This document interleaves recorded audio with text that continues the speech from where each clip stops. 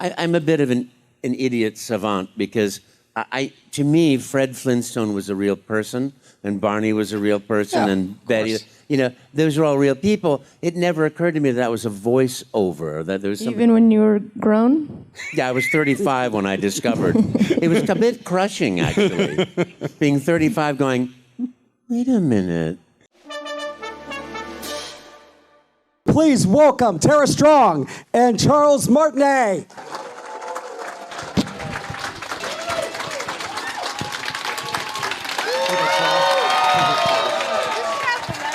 You could have the red one, it matches.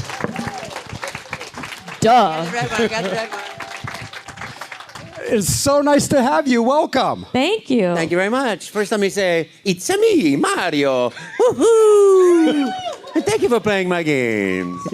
So I got to ask, how did you develop the voice of Mario, and did you get it from other projects or use it in anything else? What was the development like? You know, the development was I crashed an audition, and he said, you're an Italian farmer from Brooklyn, make up a voice, make up a video game, start talking, and when you run out of things to say, that's your audition.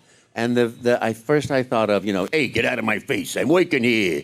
You know, and I thought, well, I don't do that because that's not going to be fun if you do this. It was for a real-time animation system, an 8-hour sort of performance day in 2 4-hour blocks or something. And they didn't know whether the technology was going to work or not. So I thought, well, use a voice that's more fun. I had played Gremio in Taming of the Shrew, you know, nice Italian guy, talk like this.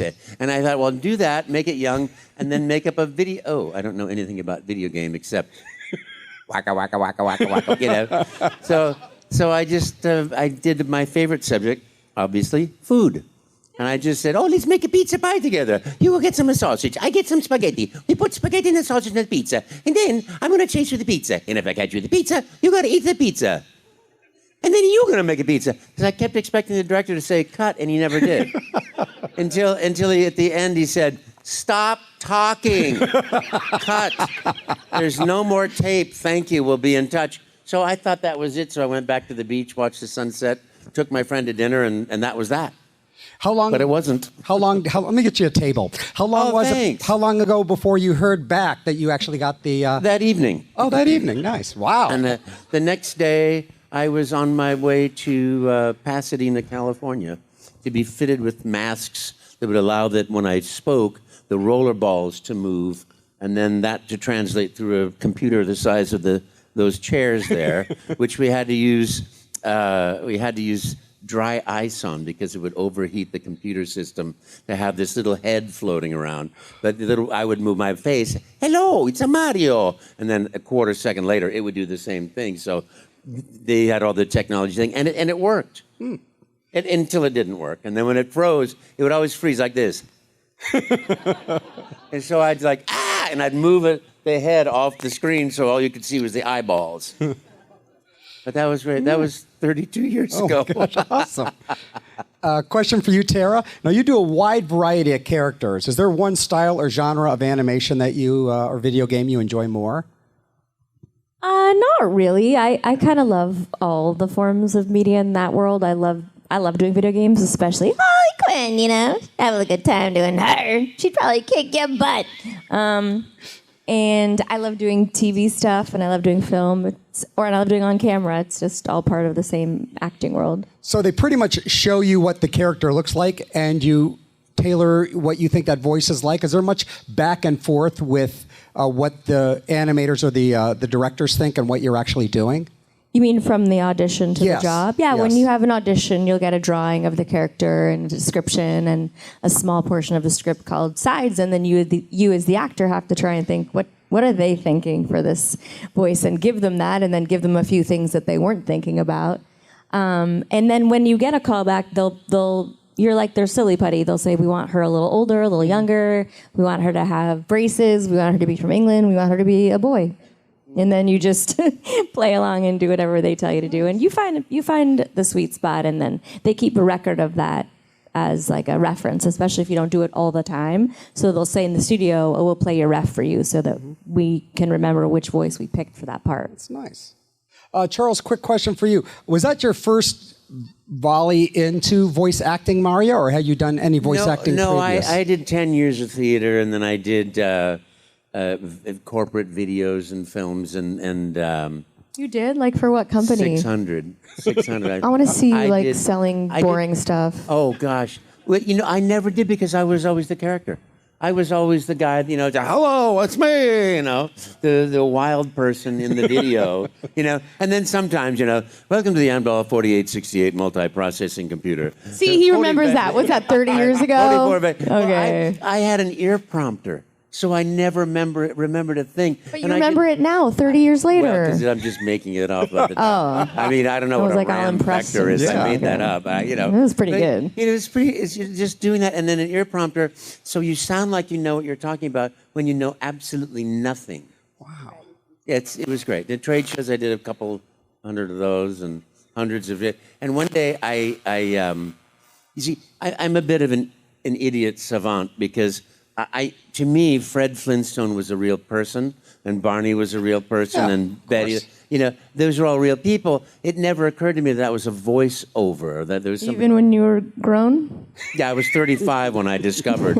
It was a bit crushing, actually, being 35, going, wait a minute, there's a person behind there. That's not Fred. So I went to a shoot like 5 o'clock in the morning. It was a shoot for Orchard Supply Hardware, and it's like I played the guy in the American Gothic, the farmer with the pitchfork and the wife and the barn. And it's like I get up at 5 o'clock in the morning, drive through traffic to get to San Jose, do this video. It's like, and of course in those days there was pin lighting and this lighting and that lighting and this light, and they did all this without sound. And 9 hours later, we finally finished. Because your makeup is melting, you do it again and again and again until your cake that thick. And and that was for something like $500 or something. And the guy said, "Hey, do you do voiceover?" And I said, "Yeah." And he goes, "Well, here you go." I said, "Orchard Supply Hardware, the right item at the right price, right now. Great, here's the $500 more. I'm a voice actor." Because like you say, all voice acting is all the same. It's just what all acting is the same. It's all being a dog chasing the ball on the beach and getting the ball and bringing it back to throw it again. Mm-hmm. It's all play. It's all fun. It's all silly. It's all joy. As Sidney Walker, this great actor that I knew, he said, "Well, Charles, it's not brain surgery. It's acting." And I thought, aha! Because as a young artist, you get so serious, and you have to be the best of anybody that's ever done Romeo or Cap or some, and you're not. You're only what you bring to it, and that's the same way in life to me. It's like I am so grateful to do the joy and have the fun that we get to have, and it's all thanks to you. So thank you. Because your joy and your happiness, your fun and passion for playing the games and watching the cartoons and the videos and things is what gives us the chance to have the freedom of creative expression, which is the greatest joy of my life. Well, one of the great ones. So do either of you have any, growing up, any heroes that were did voice acting that just said, He wow. didn't know they were actors till he was 35. I didn't know. I was at 35. Well, at 36.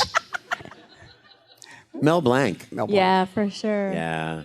And of course, June Foray. She knew was those, quite the yes. trailblazer. Yeah. But honestly, as a kid, I was obsessed with The Little Mermaid. There you are. I see you. And I used to run around and impersonate her and sing the songs. And when I moved to LA, I got to play her daughter, and it was totally. Thank you. Surreal to be in the studio and sing with her after I worshipped her. Wow. It was really fun. And she's a doll. We're good friends now. Oh, that's nice. So as far as voice acting goes, what's the audition process? How different is it from live acting, or isn't it? The audition for voice acting. You get a script. If you're doing animation or something, you get the marvelous opportunity to see what the character looks like often. I just, for Mario, I had never heard of Nintendo, and I had never heard of Mario, so I just made it up. I mean, for on camera, there's you have to memorize your stuff, which is Yeah. the biggest difference, because we never have to memorize in studio. And if you haven't done memorizing in a while, it's definitely a muscle that's yeah. It's like rust going through your little brain But then cells. if you do it again and do it again, it comes back to you. But that's probably the biggest difference. And also, with voiceover, when you're working on a show, you have to imagine the action in your mind, as opposed to if you're doing an on-camera show. For the most part, you can see what you're relating to, or you have some point of reference if something's CG. But they're different. They're different art forms for sure, but the base of them are the same, right? Becoming a character that's not you, that has people believing you're that character and feeling all these emotions with you. Is there any difference working with animation opposed to video game? The biggest difference is you work by yourself for the most part. When you do a series, you often do full cast record, which is so fun. Even over so COVID, we work together on Zoom. We still do Teen Titans together usually Friday, but not today, on Zoom. And when you're doing a video game, you're all by yourself, which can be more vocally taxing. If it's just you for 4 hours, it can be pretty hard on your voice, even if you're not screaming or making pizzas or whatever you do. Yeah. I scream. So with that amount of time, can you throw any improvisation into what you're doing, say for like a video game? Because if it's just rolling. I always do exactly whatever's written, no matter what job I've done. Do that first, and then I start branching out from there. And I go until they go, come back in, I'll just go, because I want to give every possibility. And my favorite, of course, is that one, but it's the one they least want until they hear it. Did you know what Mario looked like before you did the voice? No, nothing. I'd never heard of it. They just said he's a... Never heard of it. Yeah. Italian plumber from Brooklyn. Make up a voice, make up a video game, or whatever you want. Don't stop until they run out of things to say. Were you at all surprised what you saw what he looked like? Yeah, I mean, they didn't have a mouth. But actually, when they first did the 3D graphic of the head, floating head, and I saw him looking at me, right through me, I thought, okay, this is it. This is it. And it was a one-off. I was hired for a one-off. And I decided, this is what I'm going to do for the rest of my life, right then and there. And I sold them on that idea. Nice. Deceptively. So, real quick, you're a Mario ambassador. What exactly is a Mario ambassador? Yes, it is. Well, I travel the world doing shows like this and meeting fans, signing autographs, taking pictures with people, and continuing the sort of spirit of Mario, which I as I created the personality of Mario, it was to be always loving, caring, respectful of all people, not to use the word no, never talk down. And, that character is essentially, to me, what is the well-beingness of humanity, all the good things of the aspects of it. And then each character has a slight flaw, Luigi's fear, Wario's anger, Waluigi's self-pity, that I take into the place of comedy, that it all these comedy bounces back into the person that does it. My first acting class when I was 20 years old, there was a guy with a stutter. And it was a very pronounced stutter. And I said, have you always had this stutter? Because that's what you do when you're 20 years old. You ask questions like that. He said, no, on my 21st birthday, I went to Las Vegas to see a comedian with all my friends. And the guy's just ripping things apart, and then all of a sudden we're finishing dinner and the dessert's about to serve and the lights come up on the table and he goes, hey, there's somebody here that's, turning 21 today. Hey, stand up, kid. And he said, I stood up and he goes, oh, never mind, sit back down. Look at that pimply, ugly kid. Oh my God, fat kid. Well, your mother must have wanted to send you back. And, but each time he said people laughed more and more and more and I got smaller and smaller and smaller and I woke up with this stutter, and I've had it ever since. And that's where, to me, life is a spiritual journey. It's like you have to mark those aspects and those moments. And to me, it's like, I will never make comedy at someone's expense again. And that changed my jokes. It changed everything, every improv I ever did. Never It's the saddest story ever. It is, isn't it? Did you fix him? Did you do Mario stuff and now he loves you? He's your best friend? It has to have a happy ending! Yes, it does. He's very happy now. Oh my God, that's the worst story ever. You ruined this panel. No. It's a happy story because it changed the way I touched people. As long as you're okay. Yeah, I'm fine. Don't worry, I'm only going to tell good stories. Okay, sorry. I thought that was a nice story. It has a happy It was ending. bittersweet. It was bittersweet. A human was destroyed. Yeah. That was the bitter part. You thought that was a good story. Yeah, for me it was pretty good because Pretty good for you. Truth about Mario. Oh, Yeah. it's all about love. No, True love. but that was then good for I me. didn't make comedy hurting other people, so I got to touch lots of other people. Okay, good. Like there's probably 10 people have probably already heard what I do. So we're going to get to questions from the audience in just a bit. Tara, I have a quick question for you. What advice can you give somebody who wants to get into the voiceover business? It's a really big question. I get at every con. So I have created finally my own class, and it's not just a class, it's a community. So if that's something that you're interested in, I'm hoping to release it before the end of the year. I recorded hours and hours and hours of video of all my secrets and my process and what you need to do from the very, very beginning, what classes you need to take, to auditions, to the whole process till you're in the studio. And it's going to be like a very collaborative, feel good, nobody's going to be mean to people place. And there's more to it than that, but I don't want to give it away, so look out for it. But you absolutely have to start from an acting background. No one in animation got there because they had an interesting sounding voice. That's just not it. It's about bringing characters to life with your acting abilities. Do you think the market is easier to get into than regular acting, or do you think voiceover is starting to get flooded?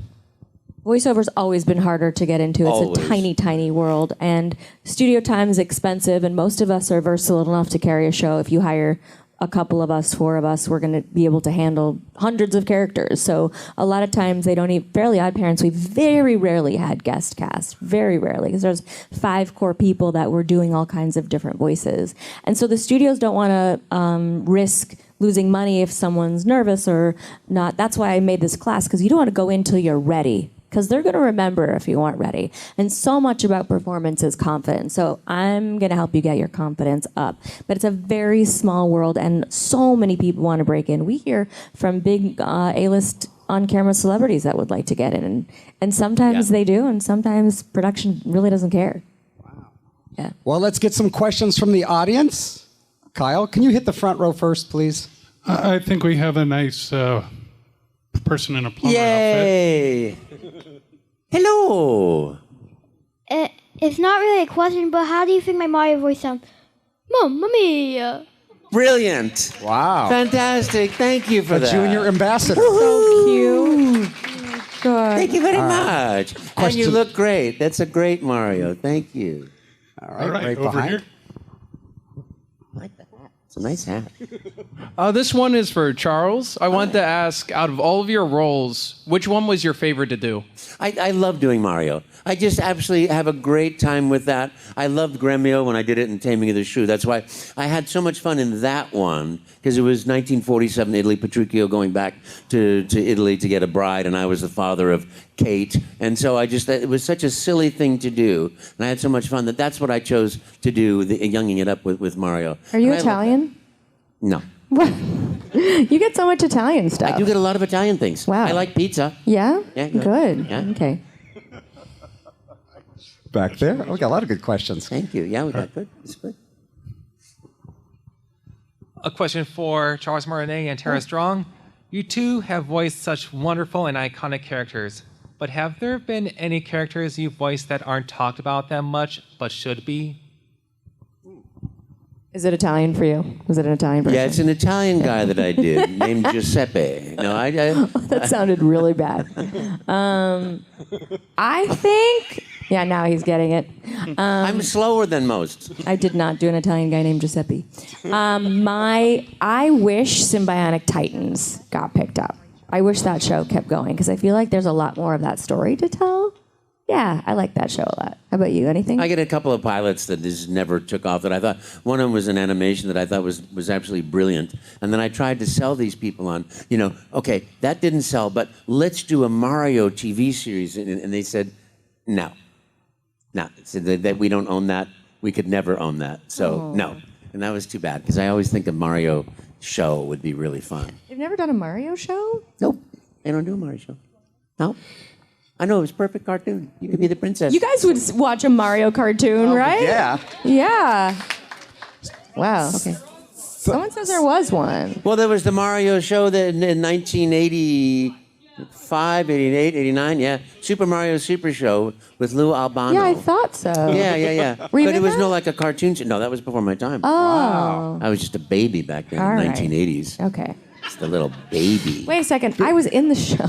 Oh. I'm asking if there was a show and I was in it. Wait, really? Yes, I played 2 Koopalings. Yay. I was hip and hop.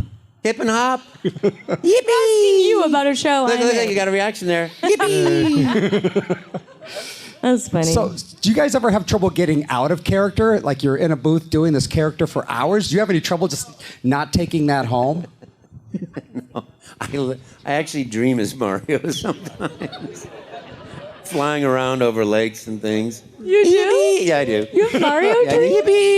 yippee. Wow. Are they lucid? Like, can you control Yeah, they are it? pretty Like, lucid. you can go do I some I bad can choose stuff. when I'm going to fly and do stuff like that. And yeah. You could go- Galaxy's what did that, I think, because the flying over the galaxy and the stars and things.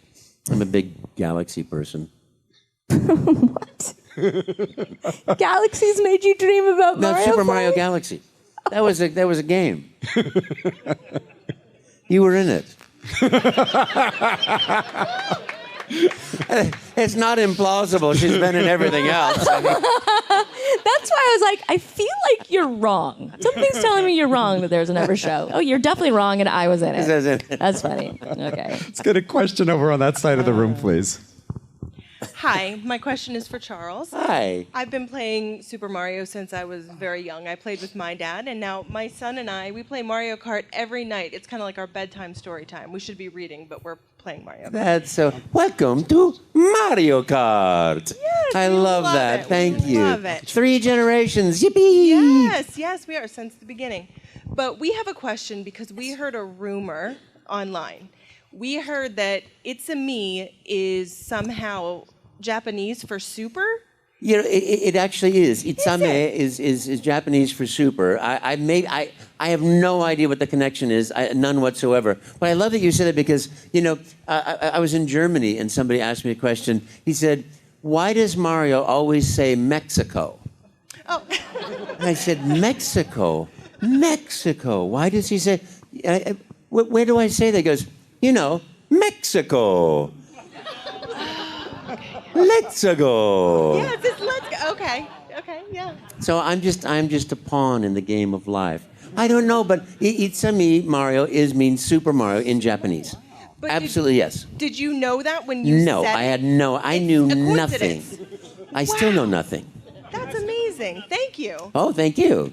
In fact, I go like this, and I forget it all. And we have a question right down front.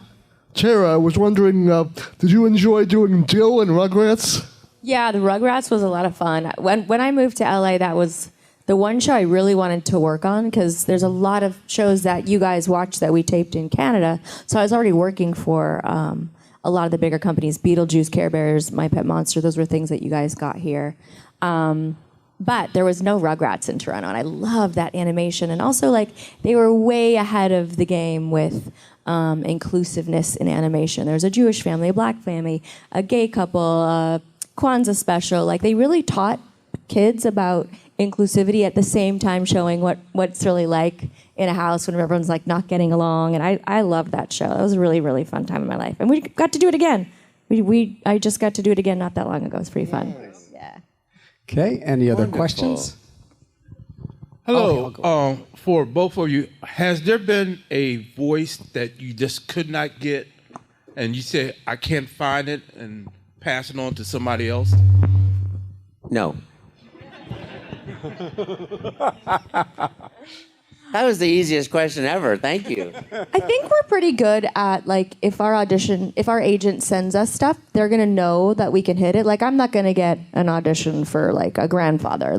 I'm not gonna do that authentically, right? So they're gonna pick us stuff that they know they can do. But with that said, there's been a few things that I couldn't do. On Scooby-Doo Zombie Island, they wanted us to have Cajun accents, which is a very challenging accent. It's a weird mix of Southern and French, and we all came in thinking we could do it, and then Jim Cummings was there, who's from the Bayou. Oh my God, and he made us look terrible, so we all just did Southern after that. Yeah, it was kind of terrible, but That's so yeah. funny. Question right here. But you could play a grandfather if somebody asked you that, and you would play a grandfather, and people would love it. Sit down, Mario. Okay. Tara, being in the DC universe and having worked with Adam West, Kevin Conroy or Adam West, which would you pick, Catman or Batman? There is, for me, only Kevin Conroy for Batman. As he was born. I mean, listen, Adam West was a big part of my childhood, and I loved him in that show. I just feel like that's what Kevin was put on the earth to do, like to bring people decades of joy as this character that he was so authentically perfect for. And I really miss him so much. He was pretty wonderful. Me too. I miss Adam West too. Every time I do a show, I think of both of them. We were at the airport after a con together once, and Adam West was sitting down, and I was walking with Conroy. I'm like, oh, you guys need a picture together. Oh, yeah. It was pretty cute. And we have a question right down there. A question for Charles. Throughout your career as Mario, what would you say the biggest change in your character was? You know, I go as I'm directed. You know, there's some. I think one of the things about the original voice I did was, you know, thank you very much for playing my games, and then it became let's go, mamma mia. It became everything was much more cranked up with energy, and I think that was a change that was very valid for the direction that they chose to do. You know, fewer words, more strong activity. But as that said, I love things like. Sunshine is one of my favorite games ever, and 64, you know. So it was just an evolutionary process. Luigi had the same thing, you know. The Smash Brothers Luigi is very different, you know. Question right down front. This question's for Tara. First of all, loved you in Loki. You were amazing in that role. Do you have an accent that you most like emulating? Well, most of us do English, Southern pretty easily. But I also like a challenge. Like if they give me something I've never done before, I like to learn it, and I learn it. Aren't you? You're pretty conscientious. I love accents and we don't want to dialects. like do something and then have someone say that wasn't very good. And I did a con in Ireland, and on the flight, I was doing something with my headshots, and the stewardess was like, what is that or whatever? And I showed her, and she's like, you were Dan the duck? And I was like, yeah. She's like, I thought you were really Irish. And I'm like, oh, yay. thank you so much. Thank you Victory. so much. Yeah. So we like to make sure we really get it down. But I love doing accents too. It's really fun. So when you do an accent, do you just listen to someone with that accent and find the inflections? Yeah. I mean, on Jakers, we actually had an Irishman in the show with us, sitting in the booth with us, making sure it was really authentic. For ones that we know easily, we don't need help. But if I do need help, I'll go to the Speech Accent Archives, which is a great source, instead of watching like an actor trying to do it on YouTube. And then if I can't find what I'm looking for, I'll just call the region. You know, like I had to do a Worcester accent. And I'm like, I don't know what a Worcester accent is. So I called a Baskin Robbins in Rooster because I figured she'd have that accent. And she did. And I just, no, that's not it. And then I said, can you read these lines? And she's like, am I going to be on television? I'm like, no, I am. But she was very helpful. That's very sweet. Yeah. Question over there. Hi. This question is for Tara Strong. Yay. So I know you did a lot of voice acting. So I was wondering if you know how many characters you voice acted for. Wow. You're so cute. It's hard to see. Are you dressed as Trixie Tang? Mabel. Oh, I just saw the pink in the headband. I don't know. According to Voice Chasers, it's like 1,600, but it would be impossible to count because on every show we do, hey, do you do this little girl over here? And you can do the librarian and the bus, whatever. And we do them. So it'd be impossible to count. And honestly, I surprise myself sometimes if I'll have an audition for like another 10-year-old boy or 5-year-old girl or whatever it is, that like a new voice will just come out. You know, I'm weird. It's great. It's great. Isn't that the joy, though, too? Of course. God, it's so fun. Pretty fun. Same side of the room? This is a question for both of you. It's just a general, like, how to gain more confidence in voice acting. Maybe, like, I've personally had trouble, like, listening to the playback, kind of being like, oh, I don't like it. Or, like, maybe like liking take A better than take B, and then they use take B, and you don't feel as confident with it? Just a... My theory is long on that, but the basic thing for me is we all have a critical eye. We all can't stand the way we look or sound. We all think, my hand's too big. It's this critical part of our existence that comes in from childhood that is our ego taking over for where our true self should be. So the way to get back to yourself and your own authenticity is through befriending yourself, making yourself your own best friend by treating yourself the same way you would treat somebody whom you absolutely love and adore. And doing that, you build the self-esteem so that when you hear your voice and you don't like it, you start thinking, well, why don't I like it? How would I treat my best friend if they said, oh, I can't stand that? Then you can start enjoying yourself and enjoy the process, not necessarily the end result. I like what you said about the friend. That's a good thing, right? Because if your friend was like, this is crap, you'd be like, no, it's not. No, it's not. Unless it was crap, and then you'd try to be helpful in a nice way. Yeah. But, yeah, I talk about this in my class a lot because it's, by the way, don't think it's just you. It's A-list celebrities have imposter syndrome. Everyone in an artistic space second guesses and doubts themselves, and that voice that's doubting is not helpful. So shut them up and tell them to go get pizza with Mario. Yeah.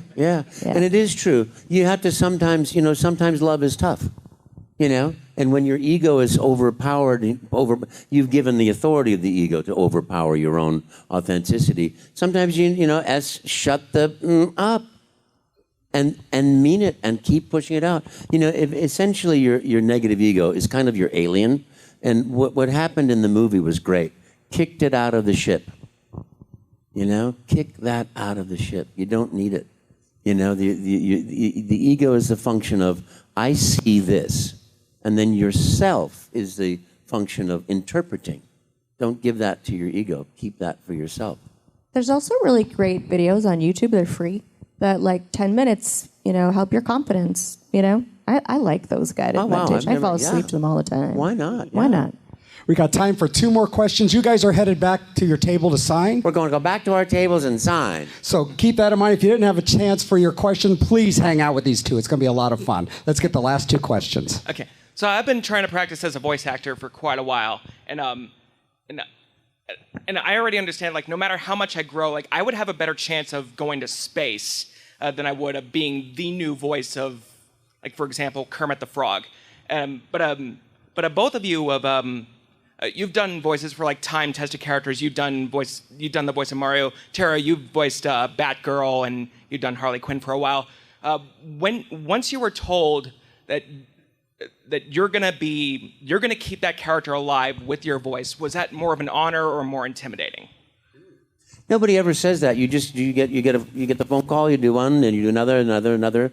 It just life develops that way. For me, nobody's ever said, "Okay, you forever are this." See, I never take it for granted, I think we're always really honored and excited when we book parts too. Even at this stage in my career, I'll run in and I'll tell my boyfriend I got something and I'm all excited about it. And if you're not excited about what you're doing, you shouldn't be doing it, right? So we feel we do feel honored and privileged to have voiced these characters that mean so much to people. Look at you all here. The fact that what we're doing has, like Charles said, I believe that too, sent out love and light, and then you guys are bringing it back to us. We're so lucky. Thank you guys for coming. It's really beautiful. Yeah. All right, let's get one last question. One last question. All right, 2 last questions. Okay, 2 last questions. Okay. Go ahead. The person I'm taller than she is. That's By a lot. Okay. All right, this one is for Charles. Obviously, Mario and Luigi came first. How did you find Wario and Waluigi? Well, I was doing these real-time animation systems, and we had Mario in real time, and then all of a sudden I came into a consumer electronics show, and there was Wario, this big round, and it's sort of like I based the character on someone I knew in the company.